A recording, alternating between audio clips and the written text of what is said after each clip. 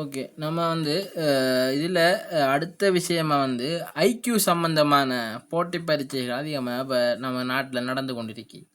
இங்க எல்லா சப்ஜெக்ட்டுக்கு என்ன போட்டி பரீட்சை என்றாலும், இதில வந்து ஐக்யூன்றது மிகவும் கட்டாயமான ஒரு பாடமாக இருக்குது. அந்த வகையில ஐக்யூ என்ற இதையும் வந்து நான் என்ற எடியூடைட் என்ற யூடியூப் சேனல்ல வந்து எல்லாரும் பார்க்கக்கூடிய வகையில நான் படிப்பிச்சு ஒழுங்குபடுத்தி போடுகிறேன். இது எல்லாருக்கும் பயன் அடையும்னு நினைக்கிறேன். இது உங்களுக்கு பயன் தேவை இல்லை என்றால் கூட வேறு உங்களோட ஃப்ரெண்ட் மாதிரி யாருக்கும் இல்லை உங்களோட உறவினர்கள் யாரும் இருந்தால் அவங்களுக்கும் ஷேர் பண்ணுங்க. சரிதானே? இப்போ நான் சில இதுகள் வந்து கேள்விகள் போடுவேன். சிலது வந்து எது தியரி கட்டாயம் தேவைன்றதை நான் தியரி வைஸாக போட்டுவிட்டு நீங்கள் என்னென்ன விஷயங்கள் தெரிஞ்சிருக்கணுன்றதையும் நான் அதில் செல்லுவேன். அந்த வகையில் இப்போ முதலாவது நான் பார்ப்போம். முதலாவது ஒரு கேள்வி உண்டு. ஒரு வீதியில் 2 மின்கம்பங்களுக்கு இடையே 3 கொடிகள் வீதம் தொங்கவிடப்பட்டுள்ளது. தொங்கவிட்டு அவ்வீதியை அலங்கரிக்க தீர்மானிக்கப்பட்டுள்ளது. இப்போ நம்ம முதலாவது வழங்கிக்கொள்ளணும். என்ன கேள்வி இதில் தெளிவாக வழங்கிக்கொள்ளணும். 2 மின்கம்பங்களுக்கு இடையே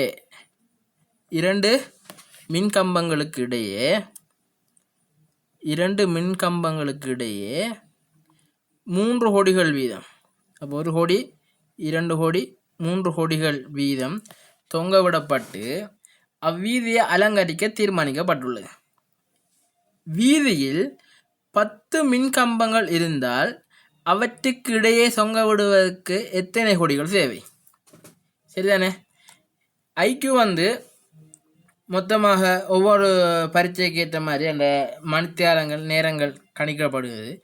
அதிகமாக நம்ம எல்லா இந்த செய்கிறதுக்கு குறைந்த நேரங்கள் எடுத்துக்கொண்டு இல்லைன்னு சொல்லிச்சுன்னா பயிற்சி தான் ஐக்யூவுக்கு மிக முக்கியமான ஒரு விஷயம். பயிற்சி எவ்வளோக்கு நம்ம செய்கிறோமோ அவ்வளோ வேகமாக எல்லா கேள்விகளையும் நம்ம கணத்தி கொள்ளலாம். ஏசா செல்லலாம். இப்போ 10 மின்கம்பங்கள் இருக்கு. இது முதலாவது மின்கம்பம் எடுப்போம், இது 2வது மின்கம்பம் எடுப்போம், 3வது மின்கம்பம் எடுப்போம். சரிதானே? 3 மின்கம்பம். இன்னொன்று எடுத்தோம்டா 4 மின்கம்பம். சரி, உதாரணமாக 4 மின்கம்பம். இப்போ 10 மின்கம்பங்கள் இருந்தால் அவற்றுக்கிடையே தொங்க விடுவதற்கு எத்தனை கொடிகள் தேவை? இப்போ முதலாவது ஒரு விஷயத்தை நாம் தெரிஞ்சு கொள்ளணும். இது 2 இடைப்பட்ட இடைவெளி உண்டு. முதலாவது போஸ்ட்டுக்கும் 2வது போஸ்ட்டுக்கும் இடைப்பட்ட இடைவெளி உண்டு. அடுத்ததுக்கும் இடைப்பட்ட இடைவெளி உண்டு. அடுத்ததுக்கும் இடைப்பட்ட இடைவெளி உண்டு. அப்போ இதொண்டு. அப்போ எத்தனை போஸ்ட் இருக்குன்னு பாருங்க. 4 போஸ்ட் இருந்துச்சுன்னு சொல்லிச்சேன்னா 4 போஸ்ட்டுக்கு எத்தனை இடைவெளி இருக்கும்? அப்போ 3 இடைவெளி இருக்கும். சரிதானே? அப்போ மொத்தமான எண்ணிக்கையிலிருந்து ஒன்றை கழிச்சு வாரது தான் அந்த இடைவெளி என்று நம்ம வழங்கிக்கொள்ளணும். உதாரணமாக 10 போஸ்ட் இருந்துச்சுன்னு சொல்லிச்சேன்னா அதில் இந்த ஒன்றை கழிச்சா 9 இடைவெளி இருக்கும். சரிதானே? இல்லையா? 4 போஸ்ட்டுக்கு இடைப்பட்ட இடைவெளி 3ஆக இருக்குமெண்டா 5 4 இருக்கும். அப்போ ஒன்றை கழிச்சா ஒரு இடைவெளி ஒன்று இருக்கும். அப்போ 9 இடைவெளி இருக்குமென்று முடிவெடுப்போம் இல்லையா?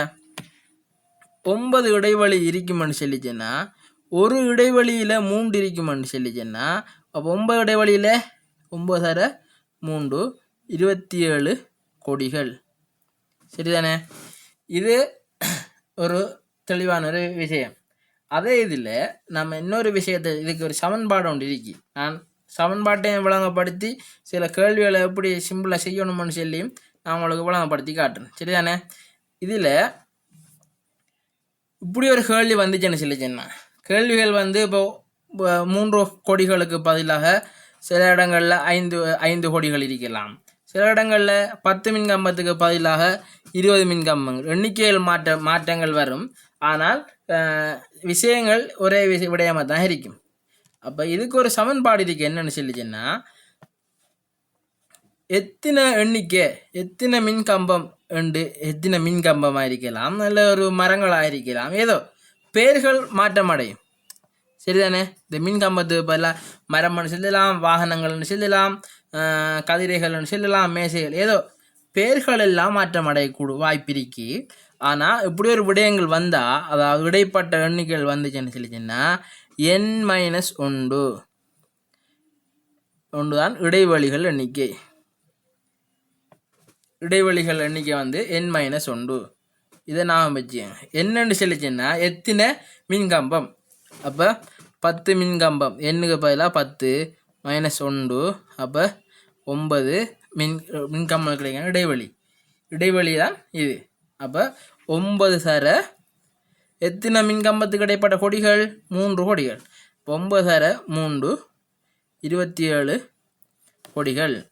இதுதான் இந்த ஐக்யூவில் உள்ள இப்படியான சில டெக்னிக்கள் இருக்கு. இதை நீங்கள் நாம் வச்சுக்கோங்க. இதே மாதிரி நான் ஒவ்வொரு தினமும் ஒரு கேள்வி 2 கேள்வின்னு சொல்லி நேரத்துக்கு ஏற்ற மாதிரி நான் உங்களுக்கு பதிவிடுவேன். நீங்கள் அடிக்கடி இதை நீங்கள் பார்த்து கொள்ளலாம். இன்ஷா அல்லாஹ். அஸ்ஸலாமு அலைக்கும்.